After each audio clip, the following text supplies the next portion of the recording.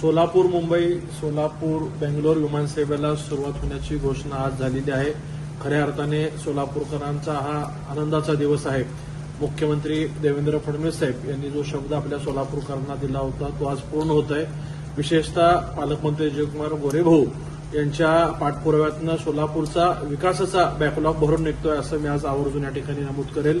केंद्रीय हवाई उड्डाण राज्यमंत्री श्री मुरलीधर अण्णा मोहोळ यांनी सोलापूर गोवा विमानसेवा सुरू केल्यानंतर सोलापूर मुंबई सोलापूर बेंगलोर त्याचबरोबर सोलापूर तिरुपती विमानसेवाही सुरू करून देण्याचा शब्द सोलापूरच्या कार्यक्रमात दिला होता।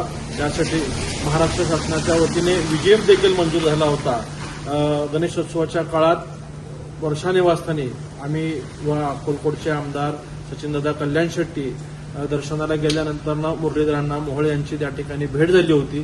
त्यांनी आवर्जून सांगितलं की सोलापूर मुंबई विमानसेवा आपण पुढच्या 15 दिवसात सुरू करतोय आणि त्याचबरोबर सोलापूर बेंगलोर देखील करतोय याची माहिती त्यांनी आम्हाला दिली होती।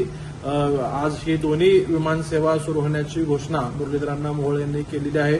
आता निश्चितच सर्व सोलापूरकरांची जबाबदारी आहे की आपण सर्वांनी या विमानसेवेला प्रतिसाद द्यायचा आहे।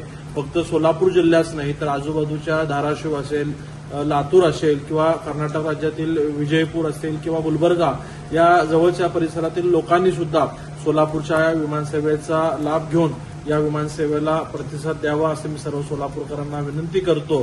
पुनश्च एकदा पालकमंत्री जयकुमार गोरे साहेबांचं मी मनापासून खूप खूप आभार मानतो, कारण का ते स्वतः दिल्लीला यासाठी जाऊन पाठपुरावा करून आलेले आहेत आणि सततचा त्यांचा झालेला फॉलोअप त्यामुळेच हा सोलापूर विमानसेवेचा प्रश्न आज निकाली लागलेला आहे।